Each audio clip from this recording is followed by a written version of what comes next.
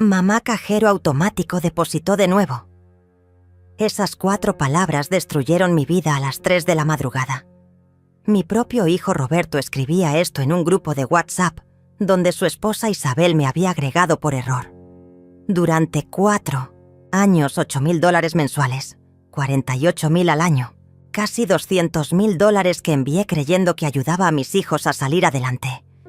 Y ellos me llamaban cajero automático. Pero eso no fue lo peor. Lo peor llegó en el siguiente mensaje de Gael, mi bebé de 32 años. El asilo, San Rafael ya confirmó. Cuarto privado, $300 semanales. En 2 semanas firmamos los papeles de incapacidad mental y la internamos. Mamá nunca se enterará hasta que esté adentro. Mi respiración se cortó. El teléfono temblaba en mis manos como si fuera una serpiente venenosa. Isabel respondió inmediatamente. Perfecto. El tasador dice que la casa vale $500,000. Dividido entre nosotros 3, son $160,000 cada uno. Por fin nos libraremos de la vieja pesada. 3. No 2 hijos repartiendo mi herencia. 3 personas, incluyendo a mi nuera, dividiendo mi vida como carniceros cortando carne. Ahí estaba yo, Cecilia Martínez, 69 años, viuda desde hace 15, enviando mi pensión completa y los ahorros de toda una vida a 2 hijos que planeaban encerrarme en un asilo para quedarse con mi casa. La misma casa donde Roberto dio sus primeros pasos, donde Gael lloró en mis brazos cuando su padre murió, donde colgué cada foto familiar con amor infinito. Mis piernas me fallaron. Me senté en el borde de la cama. Esa cama matrimonial donde dormí sola durante 15 años, porque preferí dedicar mi vida entera a mis hijos antes que rehacer mi vida amorosa. Las sábanas de algodón que había bordado a mano se sentían ásperas contra mi piel. Todo en esta habitación, cada mueble, cada adorno, cada recuerdo, había sido construido pensando en el bienestar de Roberto y Gael. Y ellos lo veían como un botín esperando ser cobrado. Volví a tomar el teléfono, con manos temblorosas. Los mensajes seguían llegando como puñaladas certeras. Gael escribía: ¿Ya hablaste con el doctor García? Necesitamos que firme el diagnóstico de demencia senil. Le dije que mamá se olvida de todo, que repite las mismas historias 1000 veces. Mentira. Mi memoria seguía intacta. Recordaba cada centavo que había sacrificado por ellos, cada noche sin cenar para que tuvieran dinero extra, cada trabajo adicional que tomé para pagar sus universidades privadas. Roberto respondió: García ya está convencido. Le mostré videos donde grabé a mamá hablando sola en el jardín. Le dije que habla con papá muerto, que está perdiendo la razón. El aire se me escapó de los pulmones.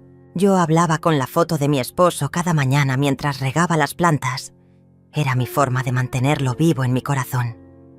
Y mi propio hijo había grabado esos momentos íntimos para usarlos como evidencia de mi supuesta locura.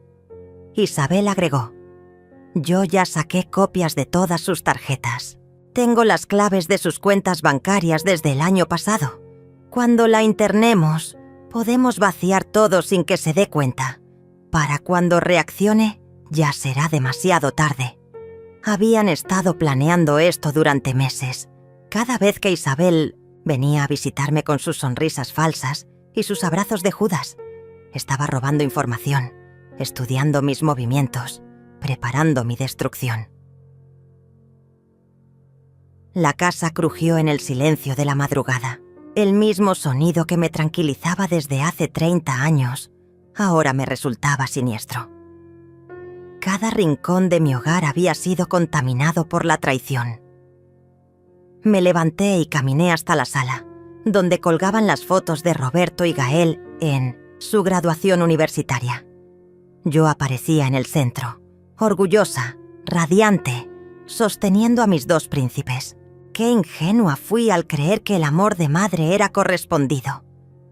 Mi reflejo en el vidrio del portarretrato me devolvió la mirada de una mujer destruida.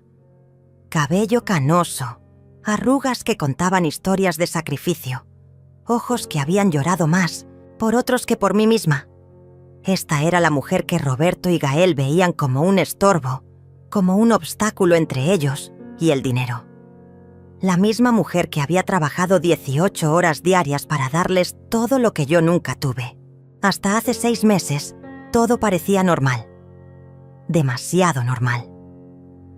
Ahora, reconstruyendo cada momento, cada gesto, cada palabra, me doy cuenta de que las señales estuvieron ahí desde el principio, pero yo estaba demasiado ciega de amor maternal para verlas. Los domingos eran sagrados en mi casa.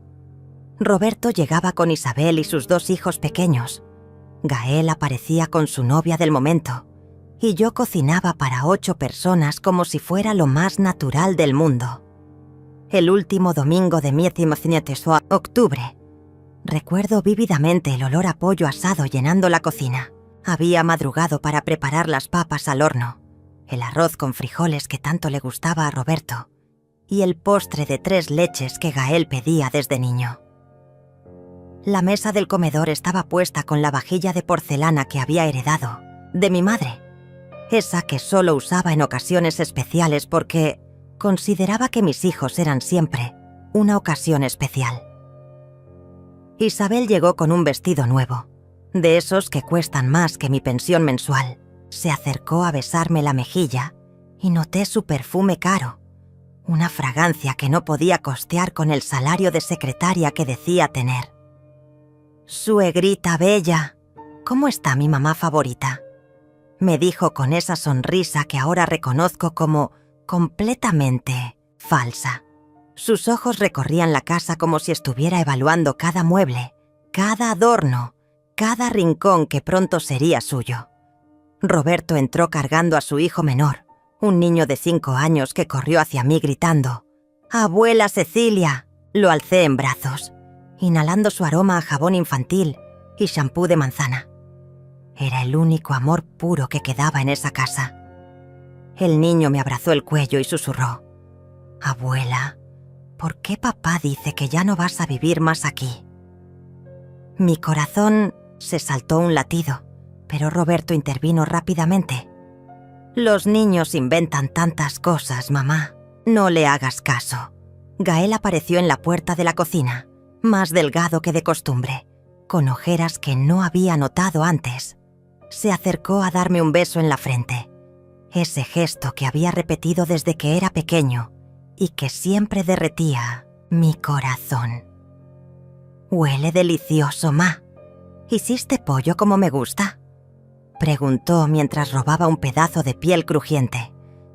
Yo sonreí, orgullosa de seguir siendo la madre que conocía los gustos de sus hijos. No sabía que ya había decidido que ese sería mi último domingo cocinando para ellos. Durante la comida, la conversación se centró en dinero. Siempre dinero. Isabel mencionó que necesitaban cambiar el auto porque el suyo se había dañado. Roberto habló de una oportunidad de inversión que requería capital inicial. Gael se quejó de que el alquiler de su apartamento había subido y que tal vez tendría que mudarse. Yo escuchaba mientras servía más comida, mientras llenaba los vasos, mientras me aseguraba de que todos tuvieran todo lo que necesitaban. «Mamá, tienes que cuidarte más», dijo Isabel con una preocupación teatral que ahora me resulta repugnante. «Ayer te vi hablando sola en el jardín. Es normal a tu edad, pero deberías hacerte unos chequeos médicos». Roberto asintió gravemente. «Sí, ma. Estamos preocupados por ti. Vivir sola en esta casa tan grande no es seguro. Tal vez deberías considerar opciones más cómodas». La semilla del plan ya estaba siendo plantada en esa mesa dominical, bajo la luz cálida del comedor, entre el sonido de los cubiertos y las risas de mis nietos. Gael me tomó de la mano, esa mano áspera que había trabajado toda la vida para darle todo lo que necesitaba. «Ma, nosotros te queremos cerca. pero también queremos que estés segura, que tengas atención médica si la necesitas. Hay lugares muy bonitos donde podrías vivir, con gente de tu edad, con actividades.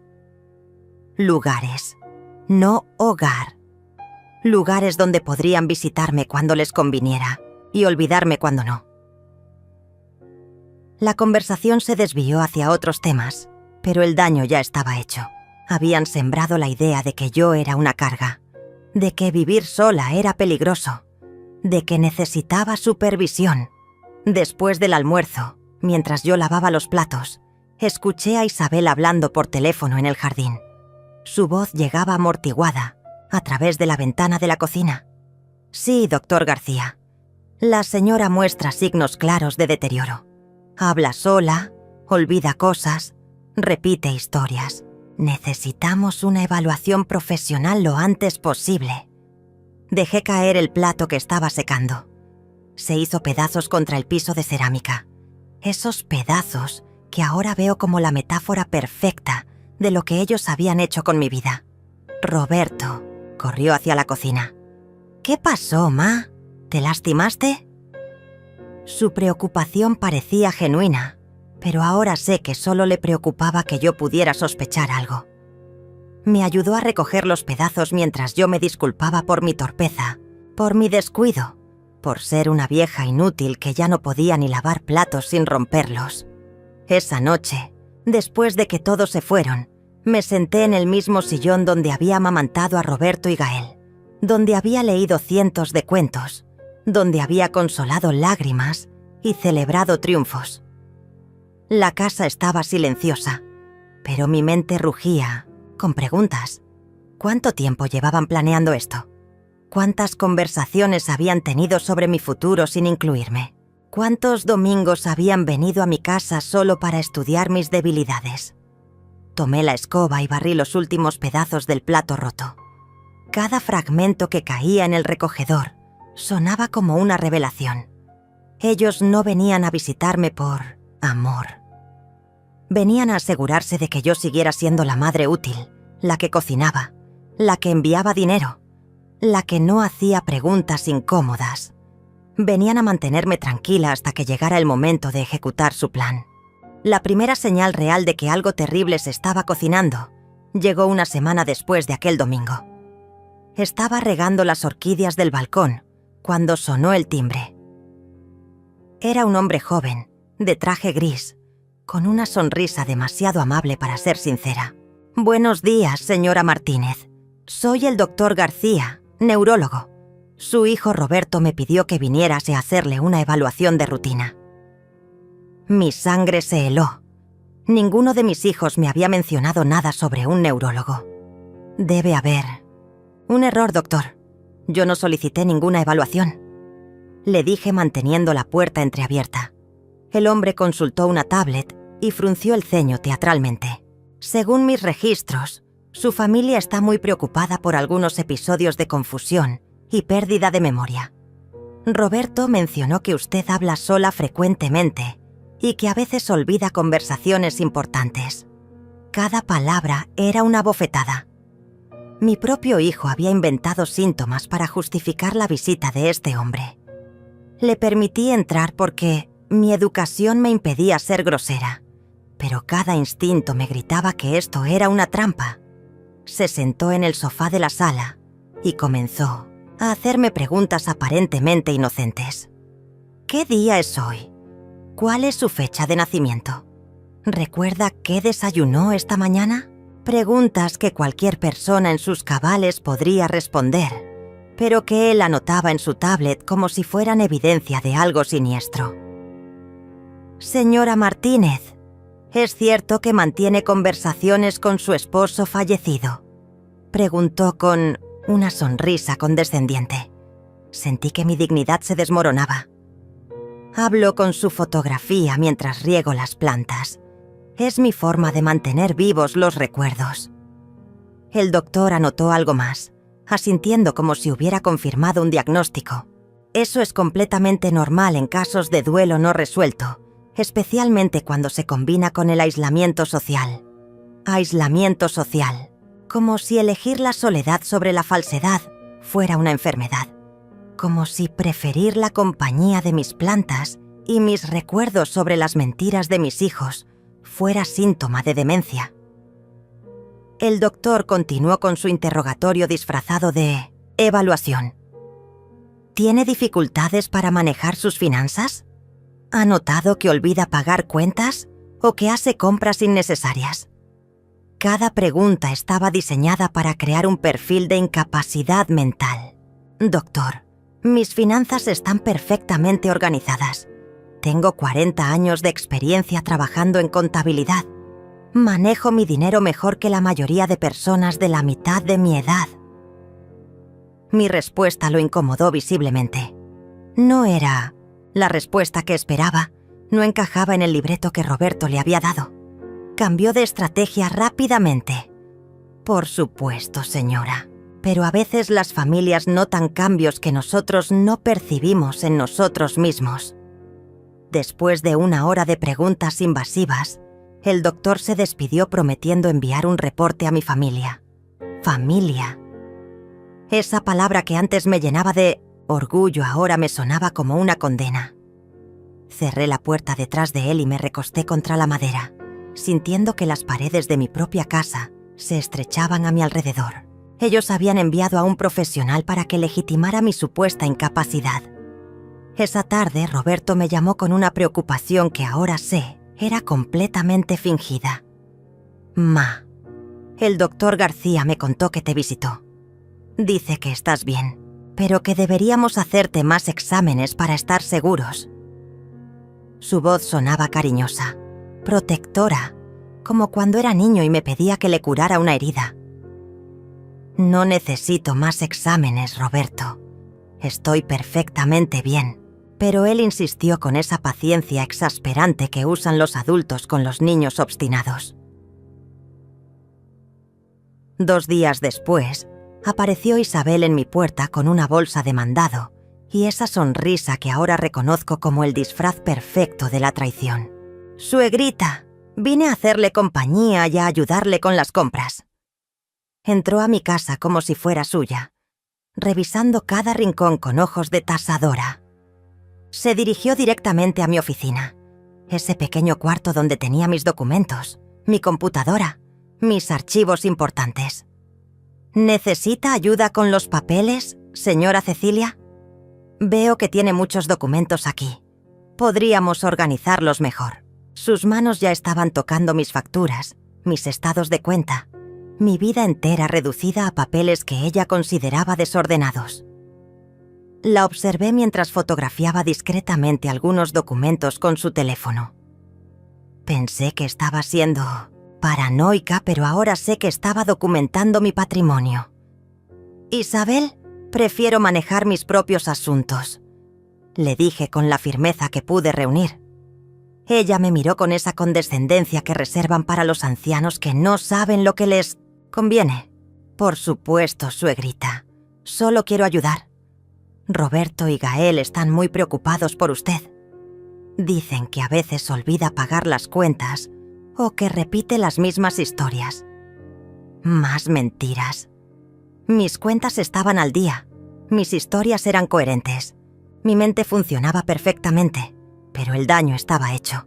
Cada visita de Isabel, cada llamada de Roberto, cada mensaje de Gael eran piezas de un rompecabezas que se estaba armando sin mi consentimiento. Estaban construyendo un caso contra mi cordura, contra mi independencia, contra mi derecho a vivir en mi propia casa. Y yo, como una tonta, les facilitaba el trabajo siendo la madre amorosa que siempre había sido. Una noche, mientras revisaba mis extractos bancarios, noté algo extraño. Habían retirado $500 de mi cuenta de ahorros con mi tarjeta de débito.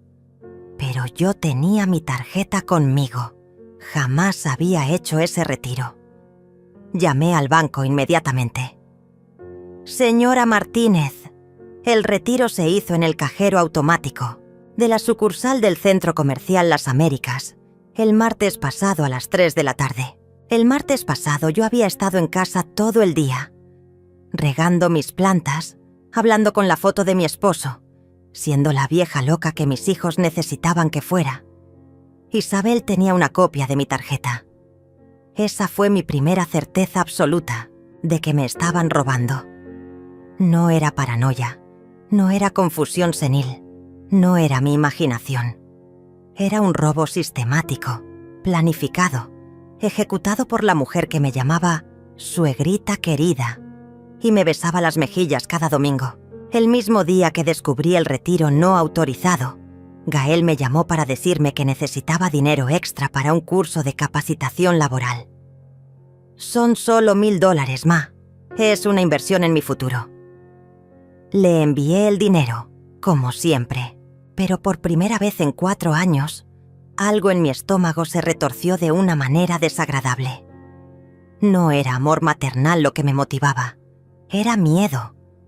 Miedo de que si dejaba de enviar dinero, si dejaba de ser útil, ellos acelerarían sus planes de deshacerse de mí.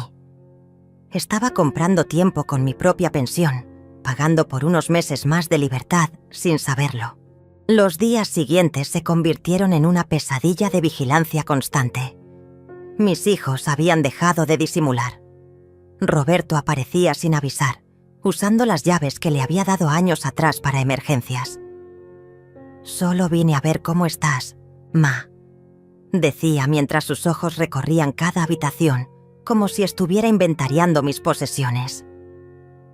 Se quedaba horas sentado en mi sala, observándome, esperando que cometiera algún error que pudiera usar como evidencia de mi deterioro. Mental, Isabel llegaba con excusas cada vez más elaboradas. «Suegrita, vine a limpiar un poco porque sé que ya no puede hacerlo como antes». Mentira. Mi casa estaba impecable, como siempre había estado.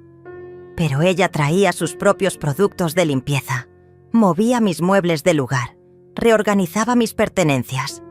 Era una invasión disfrazada de ayuda, una forma de demostrar que yo ya no era capaz de cuidar mi propio hogar. Gael se había vuelto más directo en sus peticiones de dinero. Ya no inventaba emergencias elaboradas. Simplemente llamaba y decía: «Ma, necesito $2000. Te los devuelvo el próximo mes». Nunca los devolvía. Nunca explicaba para qué los necesitaba. Nunca mostraba la más mínima gratitud. Era como si tuviera derecho a mi dinero. Como si yo fuera efectivamente el cajero automático que había mencionado en ese grupo maldito. Una mañana, mientras desayunaba en la cocina, escuché voces en mi jardín. Me asomé por la ventana y vi a un hombre con overol azul midiendo el patio trasero con una cinta métrica. Roberto estaba a su lado, señalando diferentes áreas y tomando notas en una libreta. Mi corazón se aceleró. Salí corriendo, aún en bata y pantuflas. ¿Qué está pasando aquí? ¿Quién es este señor? Roberto me miró con esa sonrisa paternalista que había perfeccionado en las últimas semanas. «Ma, es solo un técnico. Estamos viendo si necesitas algunas reparaciones en la casa. El jardín necesita mantenimiento. Las tuberías podrían tener problemas. Ya sabes cómo son las casas viejas». «Casa vieja», como su madre. El técnico nos miró a ambos con incomodidad evidente y murmuró algo sobre volver después con un presupuesto. «Roberto, esta es mi casa. Si necesito reparaciones, yo decido cuándo y cómo hacerlas». Mi voz temblaba de indignación, pero él la interpretó como debilidad senil. «Por supuesto, ma. Solo estamos tratando de ayudarte. No puedes manejar todo sola a tu edad. 69 años no eran 90. Tenía salud, tenía fuerza, tenía claridad mental. Pero para ellos, era una anciana decrépita que no podía tomar decisiones sobre su propia vida. Esa tarde, Isabel apareció con papeles. «Suegrita, trajimos algunos documentos para que los firme. Son para facilitar las cosas, para que Roberto y Gael puedan ayudarla mejor con sus asuntos». Los papeles eran poderes legales, documentos que le darían a mis hijos control total sobre mis cuentas bancarias, mis propiedades, mis decisiones médicas. No voy a firmar nada sin que mi abogado revise estos documentos primero. Les dije con toda la firmeza que pude reunir. Roberto se puso rígido. Era la primera vez que yo me oponía directamente a sus planes. Ma, no seas terca. Solo estamos tratando de protegerte. Si algo te pasa, necesitamos poder actuar rápido. Protegerme. La palabra más cruel que habían usado hasta ahora. Protegerme de mi propia vida, de mi propia independencia, de mi propia dignidad. No necesito protección. Necesito que respeten mis decisiones. La tensión en la sala se volvió palpable. Isabel intercambió una mirada con Roberto. Una de esas miradas cargadas de significado que habían perfeccionado durante meses de conspiración. «Señora Cecilia», dijo Isabel con una dulzura venenosa. «Tal vez deberíamos hablar con el doctor García otra vez. Él dijo que estos episodios de paranoia son comunes en personas de su edad cuando viven solas demasiado tiempo». Paranoia. Esa palabra fue como una bofetada. No era paranoia sospechar de personas que hablaban a mis espaldas, que tomaban mi dinero sin permiso, que traían técnicos a mi casa sin consultarme, que querían que firmara documentos legales sin explicación. Era instinto de supervivencia. Era inteligencia. Era la última defensa de una mujer que había comenzado a ver la verdad detrás de las mentiras. «Creo que deberían irse», les dije, levantándome del sofá con toda la dignidad que pude reunir. «Necesito tiempo para pensar». Roberto se acercó a mí con gesto amenazante, pero se controló en último momento. «Está bien, Ma, pero estos papeles son importantes. No puedes seguir viviendo como si fueras la única persona en el mundo. Tienes familia, tienes responsabilidades hacia nosotros también». Responsabilidades hacia ellos, como si no hubiera pasado toda mi vida adulta cumpliendo responsabilidades hacia ellos, como si no hubiera sacrificado mis sueños, mi juventud, mis oportunidades de rehacer mi vida por darles todo lo que necesitaban y más. Como si después de 40 años de ser madre, ahora tuviera que justificar mi derecho a vivir en mi propia casa. Después de que se fueron, me senté en mi escritorio y saqué todos los estados de cuenta de los últimos 6 meses. Comencé a hacer cálculos, a buscar patrones, a documentar cada irregularidad, retiros no autorizados, compras que no recordaba hacer, transferencias que aparecían como hechas por mí, pero que jamás había ordenado. La evidencia estaba ahí, en blanco y negro. Me habían estado robando sistemáticamente durante meses. Tomé mi teléfono y marqué el número de Silvia, mi vecina de toda la vida, la única persona en quien podía confiar completamente. «Silvia, necesito hablar contigo urgentemente. ¿Puedes venir?» Su voz se escuchó preocupada inmediatamente. «Cecilia, ¿qué pasa? Te noto muy alterada». En 30 años de amistad, Silvia había sido testigo de mi vida entera. Había visto a Roberto y Gael crecer. Había celebrado sus graduaciones. Había llorado conmigo cuando perdí a mi esposo. Cuando Silvia llegó, le mostré los estados de cuenta. Le conté sobre las visitas del doctor García, sobre los técnicos en mi jardín, sobre los papeles que querían que firmara. Ella escuchó en silencio, su rostro endureciéndose con cada revelación. «Cecilia, esto no es normal. Esto es abuso financiero y emocional. Tus propios hijos te están preparando para robarte todo». Escuchar esas palabras en voz de otra persona las hizo reales, las hizo indiscutibles. ¿Qué puedo hacer, Silvia? Son mis hijos. Los amo. Pero ya no puedo fingir que no veo lo que está pasando. Silvia tomó mis manos entre las suyas, esas manos que habían compartido miles de tazas de café, que habían consolado tragedias y celebrado alegrías. «Cecilia, el amor de madre no significa permitir que te destruyan. Tienes que protegerte, porque ellos claramente no lo van a poder hacer. Esa noche no pude dormir. Me quedé despierta en la cocina, bebiendo té de manzanilla y mirando las fotos familiares pegadas en la puerta del refrigerador. Roberto con su primer diente perdido, Gael en su graduación de preparatoria. Todos nosotros, en las últimas Navidades cuando aún creía que tenía una familia que me amaba. Cada imagen era una mentira, cada sonrisa una actuación que había durado años sin que yo me diera cuenta. A las 5 de la madrugada, tomé una decisión que cambiaría todo. Iba a luchar. Lo primero que hice fue llamar a mi banco, apenas abrieron las oficinas. Necesito cancelar todas mis tarjetas de débito y crédito inmediatamente. También quiero cambiar todas las claves de acceso a mis cuentas. La ejecutiva de cuentas parecía sorprendida por la urgencia en mi voz.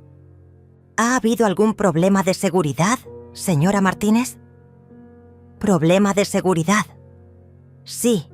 El problema era que mis propios hijos tenían acceso a mi dinero sin mi permiso.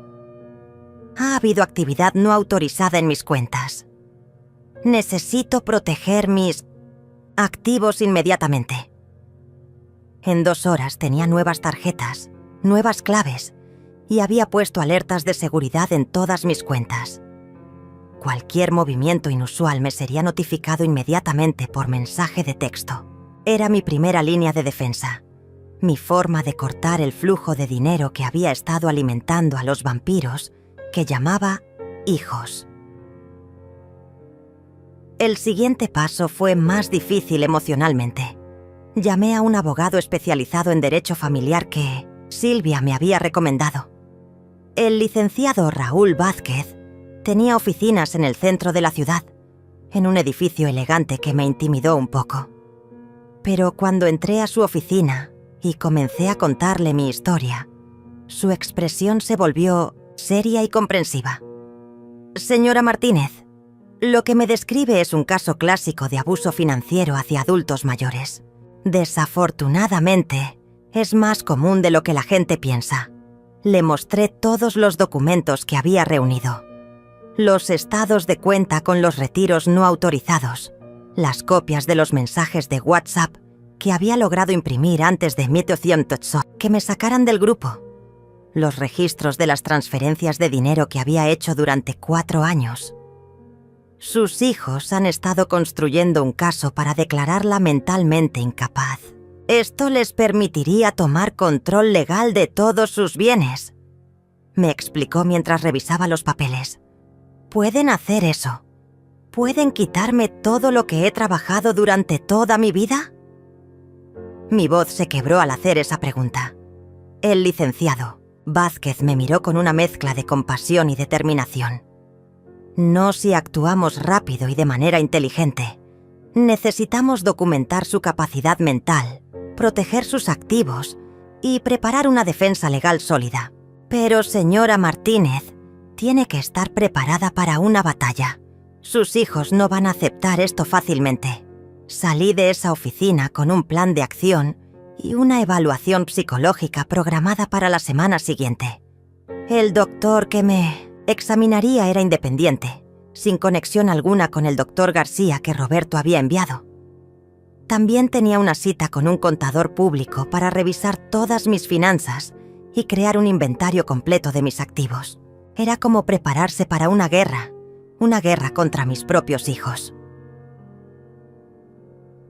Los siguientes días fueron extrañamente tranquilos. Roberto y Gael no aparecieron por mi casa. No me llamaron, no me pidieron dinero. Era como si supieran que algo había cambiado, como si pudieran sentir que su plan había encontrado resistencia. Usé ese tiempo para fortalecer mis defensas. Cambié las cerraduras de mi casa, instalé una cámara de seguridad en la entrada principal y escondí todos mis documentos importantes en una caja fuerte que compré específicamente para eso. Silvia venía a visitarme todas las tardes. Se había convertido en mi aliada, en la hermana que nunca tuve, en la única persona en quien podía confiar completamente. Cecilia, tienes que estar preparada para lo que viene.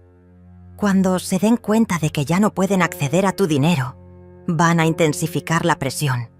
Van a tratar de convencerte de que estás enferma, de que necesitas ayuda, de que ellos solo quieren lo mejor para ti. Tenía razón. El miércoles por la tarde, Roberto apareció sin avisar. Había olvidado que cambié las cerraduras, así que tuvo que tocar el timbre como cualquier visitante. Cuando abrí la puerta, su cara reflejaba una mezcla de sorpresa y molestia. «Ma, ¿por qué cambiaste las cerraduras? ¿Qué pasa si tienes una emergencia y necesitamos entrar?» Su preocupación era tan falsa que me dieron ganas de reír. «Roberto, si tengo una emergencia, llamaré a la ambulancia como cualquier persona adulta. Ya no necesito que tengas llaves de mi casa». Traté de cerrar la puerta, pero él puso el pie para impedirlo. «Ma, estás actuando muy raro últimamente. Isabel y yo estamos preocupados.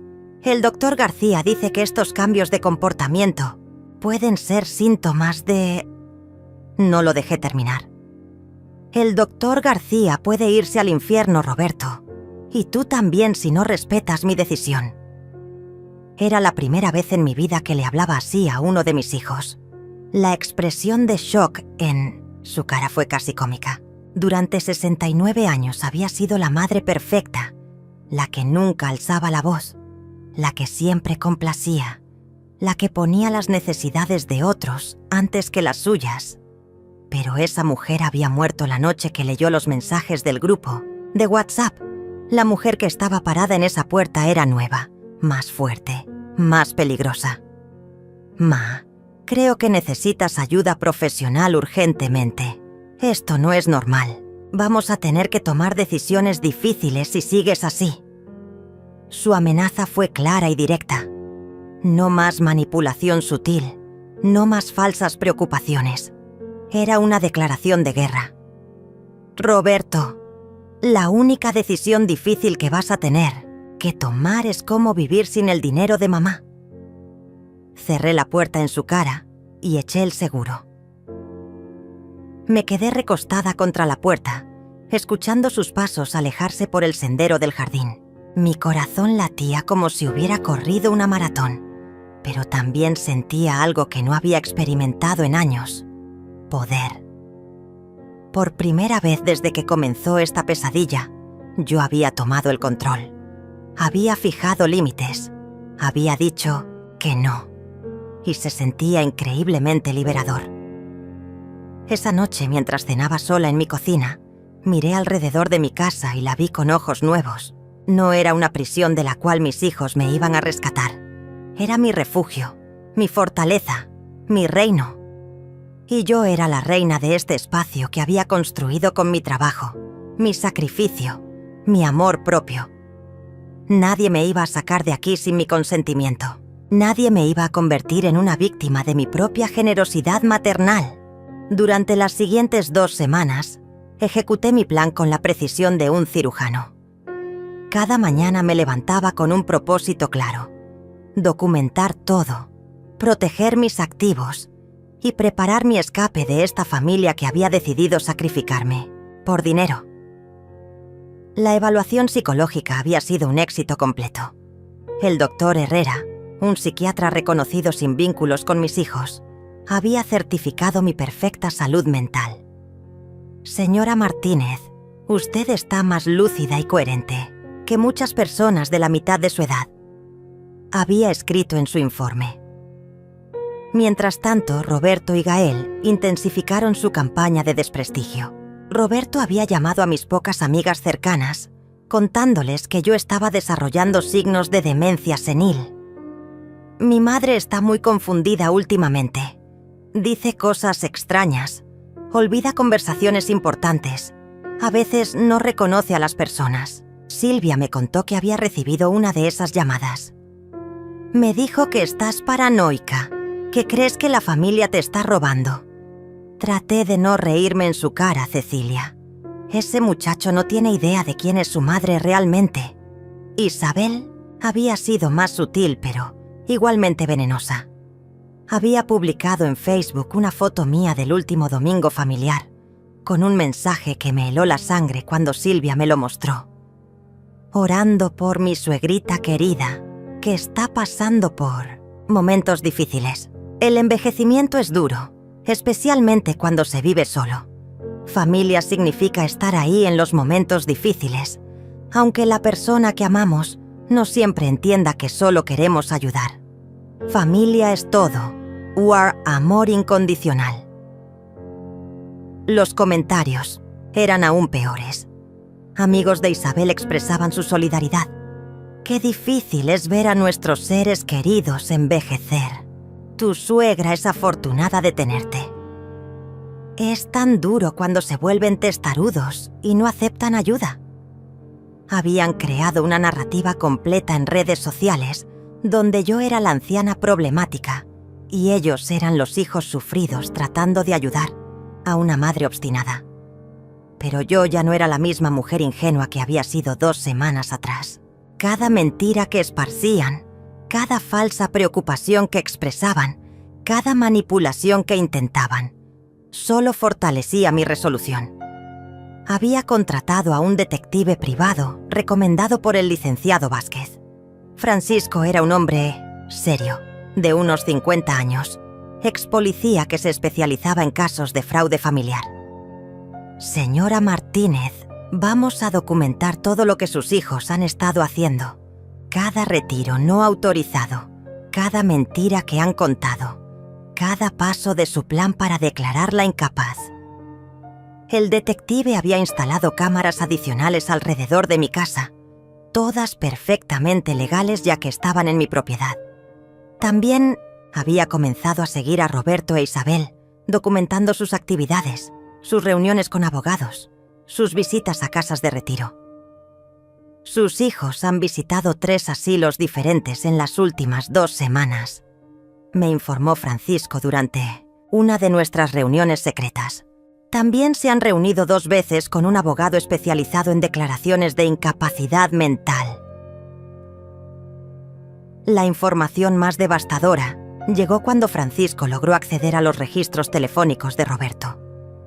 Su hijo ha estado en contacto regular con el doctor García durante los últimos 3 meses. También ha hecho llamadas a agencias de bienes raíces, tasadores y a una empresa que se especializa en liquidación de propiedades de ancianos. Cada pieza de evidencia confirmaba lo que ya sabía. Habían estado planeando esto durante meses, tal vez años. Pero la revelación más dolorosa llegó cuando Francisco me mostró las grabaciones de audio que había obtenido legalmente. Roberto e Isabel habían sido grabados sin saberlo durante una conversación en un restaurante público. Sus voces llegaban claras y frías a través de los audífonos. Una vez que esté en el asilo, podemos vender la casa inmediatamente. El tasador dice que en el mercado actual podríamos sacar 600.000, tal vez más. La voz de Isabel era aún más calculadora. Mi abogado dice que si tenemos el certificado de incapacidad mental, podemos actuar como sus tutores legales. Ella nunca podrá revertir las decisiones que tomemos. Es como si estuviera legalmente muerta. Legalmente muerta. Esas 2 palabras me atravesaron como puñales. Para ellos, yo ya era un cadáver que respiraba, un obstáculo entre ellos y el dinero. Pero Roberto continuó con detalles que me destrozaron. Lo mejor es que una vez que esté internada, ya no podremos enviarle dinero mensual a nadie. Gael podrá buscarse un trabajo real en lugar de vivir de la pensión de mamá. Gael también estaba incluido en este plan. Mi bebé, mi hijo menor, el que lloraba en mis brazos cuando tenía pesadillas, había estado fingiendo necesidad económica para vaciar mis cuentas más rápido. Esa noche, después de escuchar las grabaciones, me senté en mi sala rodeada de cajas de cartón. Había comenzado a empacar discretamente mis pertenencias más valiosas, las joyas de mi madre, los documentos importantes, las fotografías que realmente valían algo para mí. No todas las fotos, solo aquellas donde aparecía mi esposo, donde aparecía yo en momentos genuinamente felices, antes de que la maternidad se convirtiera en una maldición que me costaría todo lo que había construido. Silvia llegó con té y galletas, como había hecho todas las noches desde que comenzó esta batalla. ¿Ya tomaste la decisión final, Cecilia? Asentí sin levantar la vista de la caja que estaba llenando. Voy a vender la casa sin decirles nada. El licenciado Vázquez ya tiene un comprador interesado. Alguien que puede cerrar la transacción en efectivo en menos de una semana. Para cuando se den cuenta, yo ya estaré lejos. ¿Y a dónde vas a ir? Era la pregunta que había estado evitando responder, incluso para mí misma. A España. Tengo una prima segunda en Valencia que apenas conocí cuando era niña, pero que me ha estado escribiendo durante años invitándome a visitarla. Va a ser mi nueva vida, Silvia, lejos de estos vampiros que una vez llamé hijos. El plan era simple pero efectivo. Vendería la casa, transferiría el dinero a una cuenta en España y me mudaría permanentemente. Había investigado las leyes de residencia para personas de la tercera edad con recursos económicos. Con el dinero de la venta de mi casa y mis ahorros, podía vivir cómodamente en Valencia durante el resto de mi vida. Más importante aún, estaría en un país donde Roberto, Gael e Isabel no tendrían ningún poder legal sobre mí. Cecilia, ¿estás segura de que quieres cortar vínculos completamente? Tal vez podrías darles una oportunidad de explicarse, de... La interrumpí con una sonrisa amarga. Silvia, ellos tuvieron 4 años de oportunidades para tratarme. Con respeto, eligieron tratarme como un cajero automático. Ahora van a descubrir qué se siente cuando el cajero se queda sin dinero para siempre. El viernes por la mañana, mientras Roberto y Gael pensaban que yo estaba en casa, siendo la anciana confundida que ellos habían inventado, yo estaba en la notaría firmando la venta de mi casa. El comprador era un joven matrimonio que había pagado en efectivo, sin hipoteca, sin complicaciones. En 3 horas, la casa donde había vivido durante 30 años ya no era mía. El dinero, $650,000, había sido transferido inmediatamente a una cuenta bancaria en Valencia que había abierto la semana anterior con ayuda del licenciado Vázquez.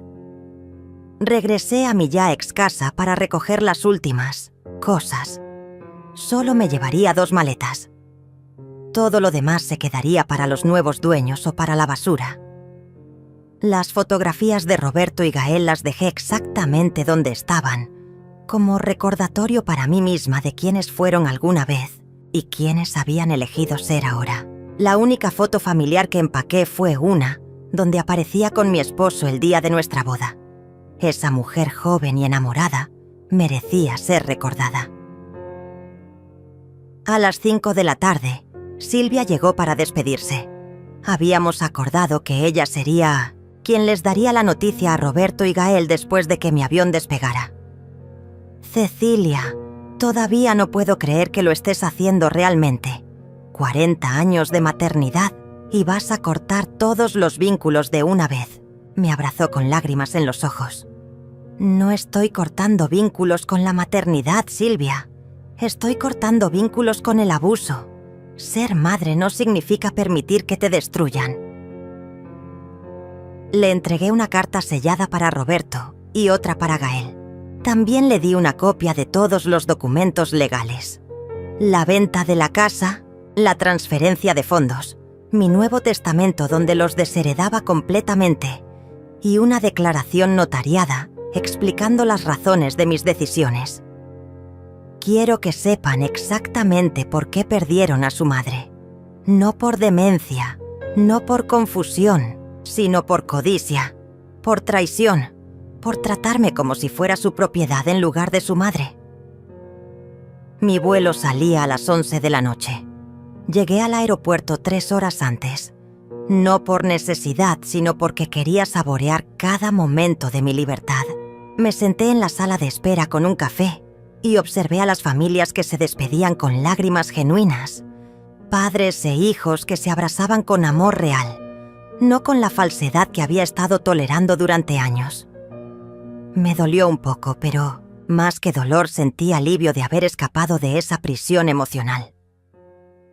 A las 10:30, cuando ya estaba abordando el avión, recibí la primera llamada de Roberto. No contesté. 5 minutos después, Gael. Tampoco contesté. En total, durante las 2 horas que duró el vuelo hasta Madrid, recibí 37 llamadas perdidas. También llegaron mensajes de texto que no leí hasta estar en suelo español. Ma, ¿dónde estás? Silvia dice que vendiste la casa. Eso no puede ser cierto. Estamos desesperados. Por favor, contesta. Desesperados. Ahora ellos sabían lo que se sentía la desesperación. Durante 4 años yo había vivido desesperada por su amor genuino, por su respeto, por ser tratada como madre y no como fuente de ingresos. Ahora ellos experimentarían la desesperación de perder algo que creían que les pertenecía por derecho. La diferencia era que lo que yo había perdido era emocional. Lo que ellos perdían era financiero. Y esa diferencia lo decía todo sobre quiénes éramos realmente. En Madrid tomé el tren a Valencia. Durante las 3 horas de viaje, miré por la ventana los paisajes españoles que se convertirían en mi nueva vista cotidiana. Campos de naranjos, pueblos antiguos, montañas que habían existido mucho antes de que Roberto y Gael nacieran y que seguirían existiendo mucho después de que yo muriera. Había perspectiva en esa inmensidad. Había paz en esa permanencia. Mi prima Valeria me esperaba en la estación de Valencia con un cartel que decía: «Bienvenida a casa, Cecilia». Nos habíamos visto solo una vez, en el funeral de mi madre, hace 20 años, pero habíamos mantenido correspondencia esporádica. Cuando le escribí contándole mi situación, su respuesta había sido inmediata. «Prima, España te está esperando. Aquí puedes comenzar de nuevo». Valeria tenía 72 años, era viuda como yo, y había vivido sola durante la última década. Nos parecíamos más de lo que recordaba. Me llevó a un apartamento pequeño pero luminoso, en el centro histórico de Valencia, a 2 calles de la catedral. «Es tuyo por el tiempo que quieras, Cecilia. Yo vivo en el piso de arriba. Podemos ser vecinas, o hermanas, o lo que tú necesites ser». El apartamento tenía balcones que daban a una plaza antigua donde ancianos jugaban ajedrez y niños corrían entre las palomas. Era exactamente lo opuesto a la vida que había estado viviendo. Auténtica, simple, pacífica. Esa primera noche en Valencia, me senté en el balcón con una copa de vino tinto local y encendí mi teléfono después de tenerlo, apagado durante 12 horas. Había 143 mensajes perdidos. Roberto, Gael, Isabel, números que no reconocía. Todos queriendo saber dónde estaba, todos exigiendo explicaciones, todos furiosos porque su plan había fracasado. Leí algunos de los mensajes más recientes. Roberto: «Ma, esto es una locura. No puedes vender la casa sin consultarnos. Esa casa era nuestro patrimonio familiar». Patrimonio familiar. Como si ellos hubieran contribuido con un solo peso para comprarla, para mantenerla, para convertirla en hogar. Isabel: «Señora Cecilia, por favor conteste. Los niños están preguntando por la abuela. No entienden por qué se fue sin despedirse, usando a mis nietos como chantaje emocional.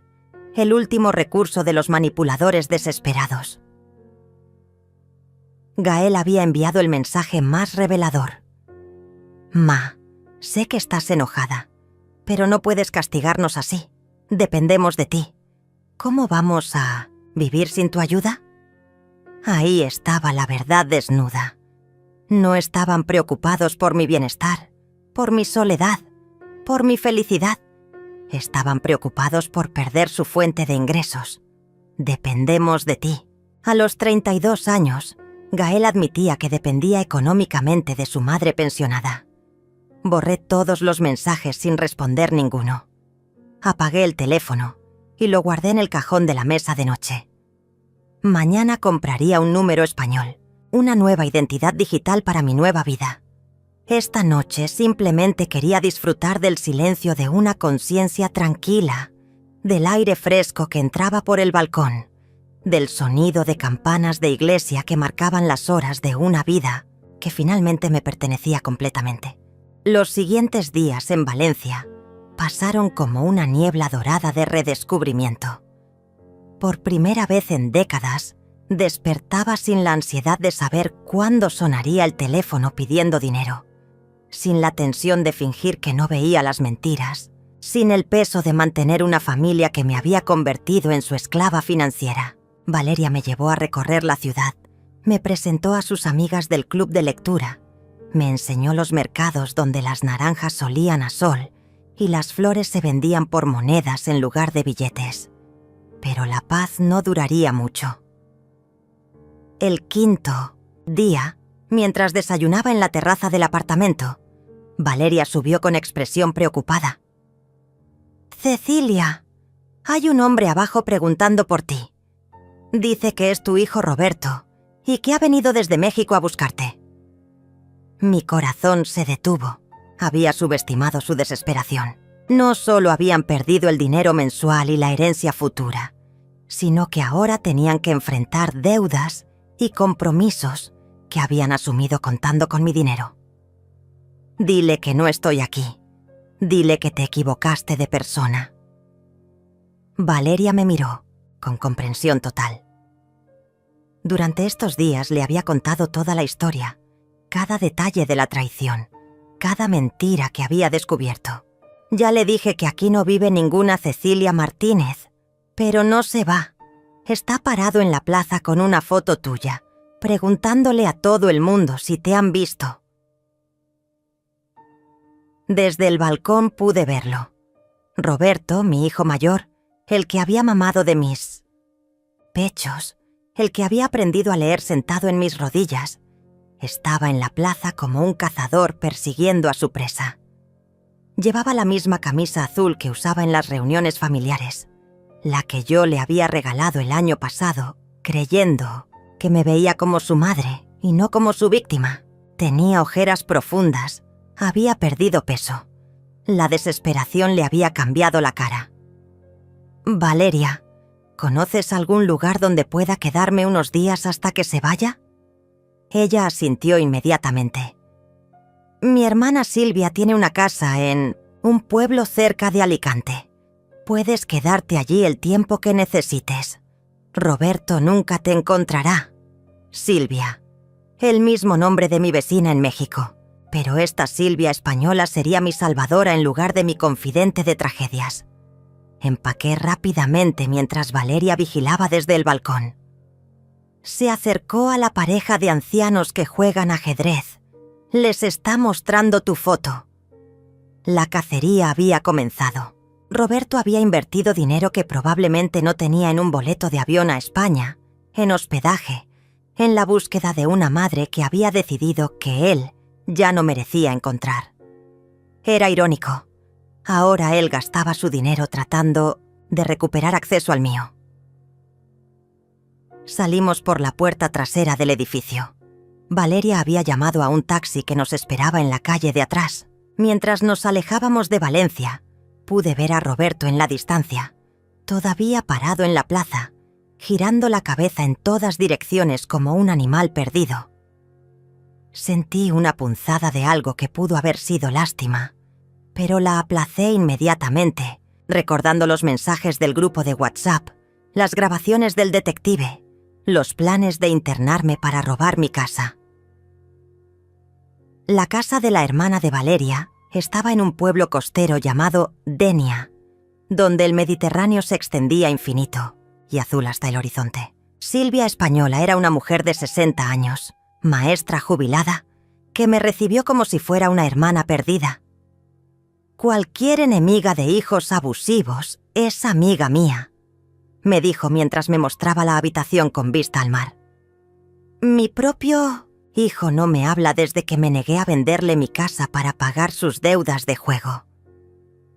Durante una semana viví en esa casa frente al mar, despertando con el sonido de las olas y durmiendo con el aroma salado que entraba por la ventana. Cada mañana caminaba por la playa, recogía caracolas, observaba a los pescadores que salían antes del amanecer. Era una vida simple, sin complicaciones, sin teléfonos sonando, sin mentiras que detectar.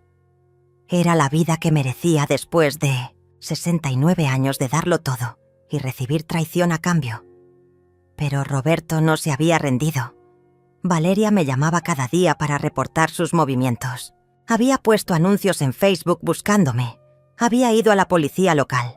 Había visitado hospitales preguntando si habían internado a una mujer mexicana de mi edad. Dice que estás enferma, que tienes demencia, que necesitas medicación, urgente. Me contó Valeria durante una de nuestras llamadas. También dice que robaste dinero de la familia antes de irte. Robé dinero de la familia. La inversión de la realidad era perfecta. El ladrón acusando a la víctima de robo. Roberto había convertido mi escape en un crimen, mi liberación en un secuestro de mi propio dinero. Probablemente había convencido a medio mundo de que yo era una anciana confundida que había tomado decisiones irracionales por culpa de la demencia senil. El 8º día, Silvia Española entró a mi habitación con expresión grave. «Cecilia, hay noticias que tienes que saber». Roberto fue a los medios de comunicación locales en Valencia. Hay un reportaje en el periódico donde dice que su madre desapareció con una enfermedad mental y que puede estar en peligro. Me mostró el periódico en su tablet. Ahí estaba mi foto, una que habían tomado del Facebook de Isabel con el titular: «Familia mexicana busca desesperadamente a madre desaparecida con signos de demencia». El artículo era una obra maestra de manipulación. Roberto aparecía como el hijo devoto que había viajado miles de kilómetros para encontrar a su madre enferma. Hablaba de mi deterioro mental progresivo, de mi comportamiento errático, de su desesperación por asegurar que reciba la atención médica que necesita. No mencionaba el dinero, no mencionaba la casa vendida, no mencionaba 4 años de transferencias bancarias. Solo presentaba la imagen de un hijo amoroso buscando a su madre perdida. «¿Qué vamos a hacer?», preguntó Silvia Española. Yo cerré la tablet y caminé hacia la ventana que daba al mar. Durante una semana había vivido en paz, pero sabía que esa paz era temporal. Roberto no se rendiría hasta encontrarme o hasta quedarse sin dinero para seguir buscando. Y ahora había involucrado a los medios. Había hecho pública su versión de la historia. Era hora del confronto final. «Vamos a regresar a Valencia», le dije con una calma que me sorprendió a mí misma. «Es hora de que Roberto y yo tengamos la conversación que deberíamos haber tenido hace 4 años. Pero esta vez la vamos a tener en mis términos». Regresé a Valencia un martes por la mañana. No como una fugitiva, sino como una mujer que había tomado el control absoluto de su destino. Valeria me esperaba en la estación con noticias. Roberto seguía en la ciudad, pero ya no buscaba en las calles. Se había instalado en un hotel cerca de la plaza donde había aparecido por primera vez, esperando que yo apareciera o que alguien me reconociera por el artículo del periódico. «Parece un fantasma, Cecilia. Ha perdido mucho peso. Casi no come. Solo camina por la ciudad con esa foto tuya como si fuera una reliquia sagrada». Esa tarde llamé al periódico que había publicado la historia. Pedí hablar con el periodista que había escrito el artículo sobre la madre desaparecida con demencia. «Soy Cecilia Martínez, la mujer que están buscando. Quiero conceder una entrevista para contar mi versión de la historia». El silencio al otro lado del teléfono duró varios segundos. «Señora Martínez, ¿está usted bien? Su hijo dice que...». Lo interrumpí con una firmeza que había aprendido durante estos meses de transformación. «Estoy perfectamente bien y perfectamente Recuerda, y tengo documentos que lo prueban.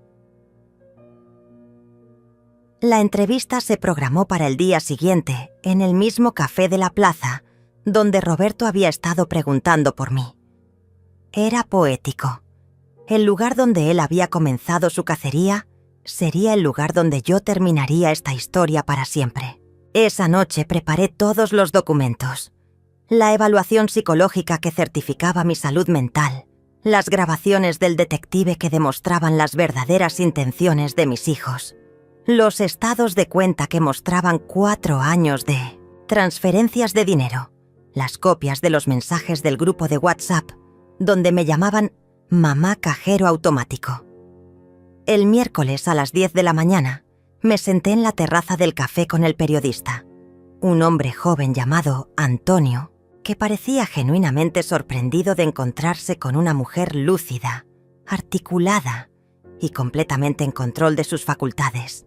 Señora Martínez, su hijo afirma que usted sufre de demencia senil y que desapareció de México en un estado de confusión. Sonreí con la misma serenidad que había practicado durante semanas. Mi hijo miente, y tengo las pruebas para demostrarlo. Lesa. Mostré cada documento, cada grabación, cada evidencia de la traición sistemática que había sufrido. Antonio escuchaba con los ojos cada vez más abiertos, tomando notas frenéticamente. Esto cambia completamente la historia, murmuró mientras revisaba las transcripciones de las grabaciones donde Roberto e Isabel planeaban internarme. Su hijo no mencionó nada sobre dinero, sobre planes de internamiento, sobre... Por supuesto que no. Lo interrumpí. Los abusadores nunca mencionan los verdaderos motivos de sus acciones. A las 11:30, mientras Antonio y yo seguíamos hablando, Roberto apareció en la plaza.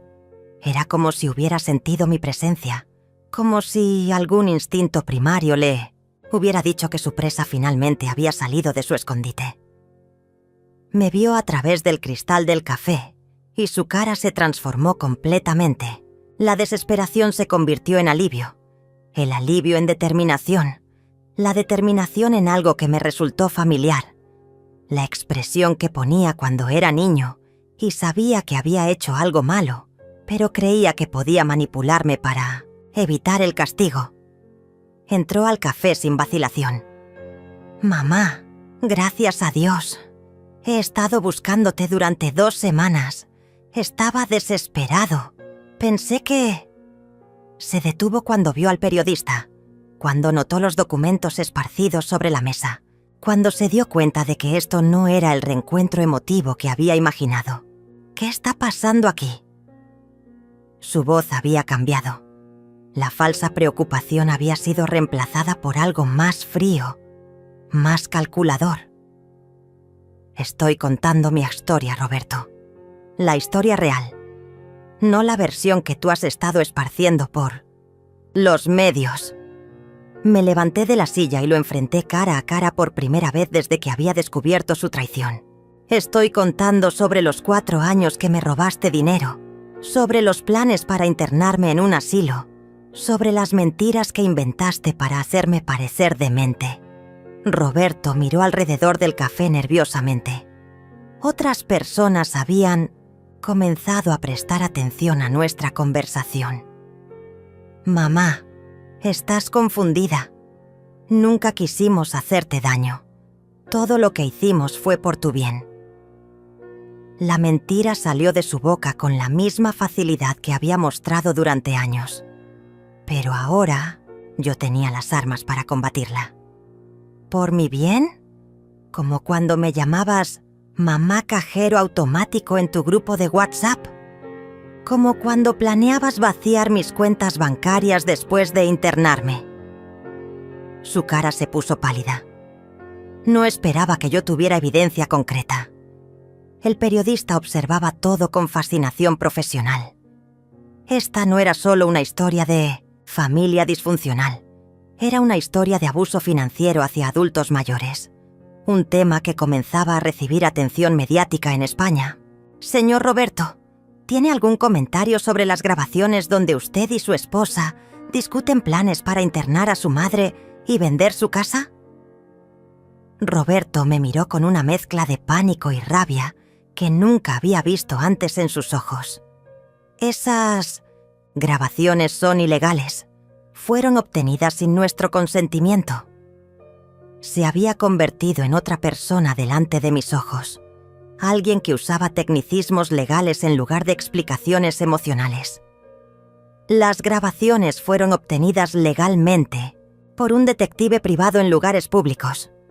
Respondí con una calma que me sorprendió. Pero más importante que su legalidad es su veracidad. ¿Niegas que dijiste esas cosas, Roberto? El silencio que siguió fue más elocuente que cualquier respuesta. Roberto miró hacia la puerta del café como si estuviera calculando si podía escapar, pero había demasiadas personas observando, demasiados testigos de su humillación pública. Finalmente, su cara se endureció con una expresión que reconocí de su infancia, la que ponía cuando se daba cuenta de que no podía manipularme y decidía usar la agresión directa. «Está bien, mamá. ¿Quieres jugar a esto?» «Perfecto. Sí, queríamos tu dinero. Sí, planeábamos internarte. ¿Y sabes qué? Te lo merecías. 40 años de nuestras vidas dedicados a complacerte, a visitarte, a soportar tus historias repetitivas y tu necesidad constante de atención. Era hora de que nos pagaras por todo eso».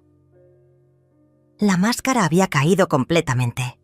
Por fin estaba viendo al verdadero Roberto, al hombre que había estado escondido detrás del hijo cariñoso durante décadas. Me senté de nuevo. No por debilidad, sino porque quería estar cómoda para el momento que había estado esperando durante meses. Roberto, nunca tuviste que venir a visitarme. Nunca tuviste que llamarme. Nunca tuviste que fingir que me querías. Todo lo que tenías que hacer era ser honesto. Decirme que solo me veías como una fuente de dinero. Habría sido doloroso, pero habría respetado tu honestidad más que 4 años de mentiras. Tomé mi bolso y saqué un sobre que había preparado la noche anterior. Esto es una copia de mi Nuevo Testamento. Todo mi dinero, todas mis propiedades, todo lo que alguna vez pensaste que heredarías, ahora va a organizaciones benéficas que ayudan a ancianos víctimas de abuso familiar. Roberto, oficialmente ya no eres mi hijo. Y por favor, dile a Gael que tampoco él lo es. Me levanté de la mesa con una dignidad que había tardado 69 años en encontrar. Roberto se quedó parado en el café, con el sobre en las manos, rodeado de extraños que habían presenciado el final de una relación que él había destruido con su propia codicia. No miré atrás mientras salía. No había nada detrás de mí que valiera la pena recordar. Esa tarde caminé por las calles de Valencia como una mujer completamente libre. El artículo se publicaría al día siguiente con el titular «La venganza silenciosa de una madre traicionada». Roberto regresaría a México sin dinero, sin herencia, sin madre. Gael e Isabel descubrirían que su plan no solo había fracasado, sino que había resultado en la pérdida total de todo lo que habían estado codiciando. Esa noche me senté en el balcón de mi apartamento con una copa de vino, observando a los ancianos que jugaban ajedrez en la plaza. Mañana comenzaría oficialmente mi nueva vida. Una vida donde nadie me llamaría mamá cajero automático, donde nadie fingiría amarme por mi dinero, donde finalmente podría ser Cecilia Martínez, en lugar de ser la madre de alguien más. Había ganado la guerra más difícil de mi vida, la guerra contra mi propia necesidad de ser amada por personas que no me merecían. El viento del Mediterráneo llevó el aroma de azahar y sal marina hasta mi balcón. Era el perfume de la libertad, el aroma de una mujer que había aprendido que el amor propio vale más que el amor fingido de otros. Nunca más volvería a México. Nunca más respondería llamadas de mis exhijos. Nunca más sería víctima de mi propia generosidad maternal. Era libre. Y esa libertad sabía mejor que cualquier abrazo falso que hubiera recibido en los últimos 4 años.